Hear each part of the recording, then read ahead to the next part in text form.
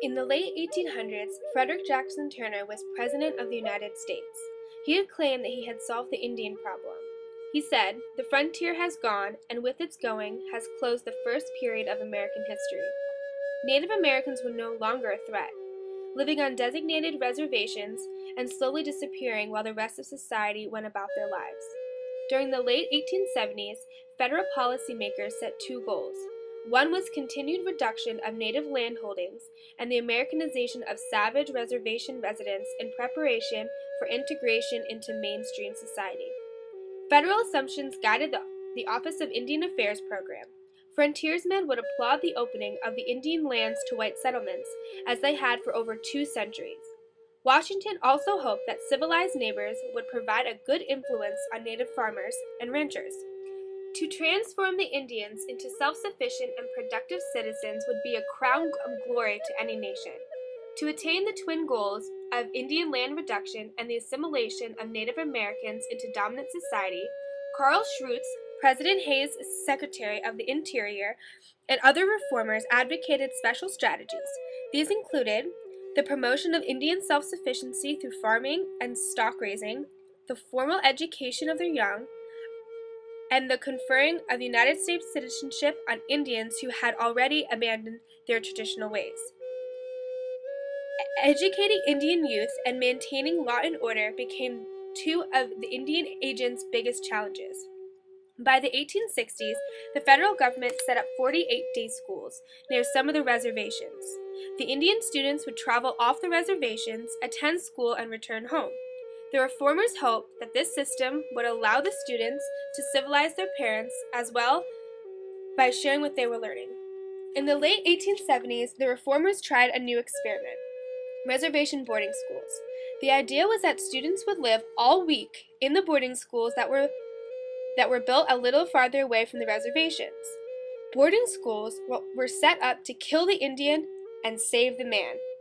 Tribal languages and cultures were highly discouraged. Indian boarding schools were blunt tools. They ranked amongst the most heavy-handed institutions of socialization, indoctrination, and even brainwashing that has ever been seen in North America. From the late 1800s to the 20th century, many of these schools throughout the western United States and Canada enrolled Indian students generally against their will. Scholars have described the residential boarding schools as labor camps, or experiments in modified slavery, run in the grueling, regimented manner of military schools. Emotional and physical abuse was routine, and the curriculum explicitly indoctrinated students with the idea of the superiority of the dominant culture and the inferiority of native traditions.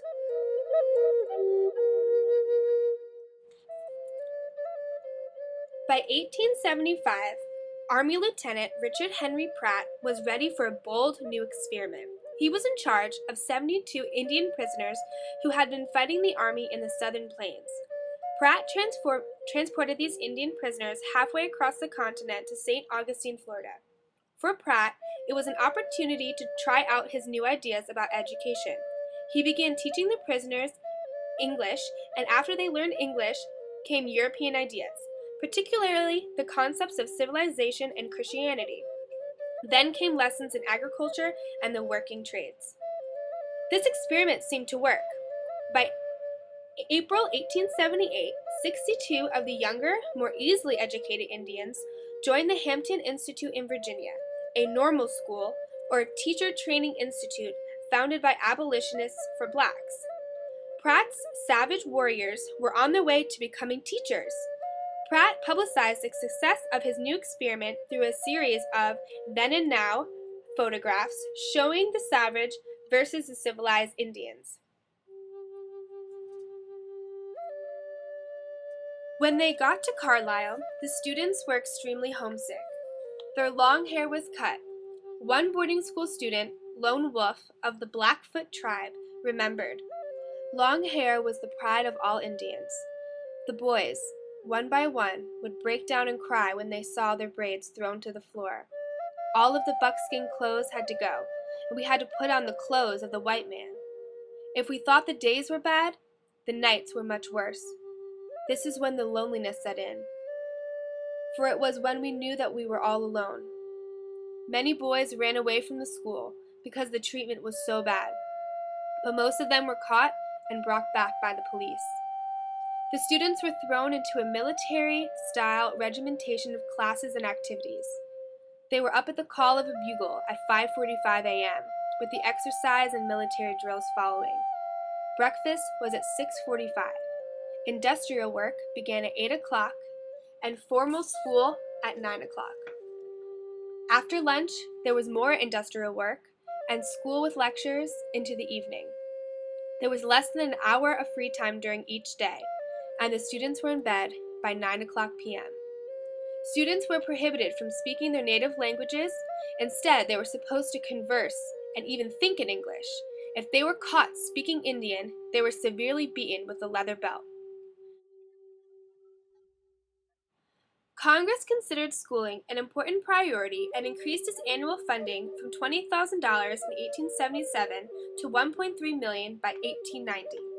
Between 1880 and 1902, 25 off-reservation boarding schools were built, and 20,000 to 30,000 Native American children went through the system. That was roughly 10% of the total Indian population in 1990. By this time, 460 boarding schools and day schools had been built near the reservations, most run by religious organizations with government funds. All told, more than 100,000 Native Americans were forced by the U.S. government to attend Christian schools where tribal languages and cultures were replaced by English and Christianity. Yet, despite the Native aspects of boarding schools, many students stubbornly held on to their tribal identities. Studies have shown that many students went back to their reservations and became leaders in tribal politics. Others found that getting to know members of other tribes contributed to their sense of kinship and pan-Indian identity. That sense of identity with other tribes led directly to the American Indian Movement, AIM, activism of the late 20th century over political and cultural self-determination. Like it or not, the boarding school system experience gave Native people a fundamental component to their tribal identity in the 20th century.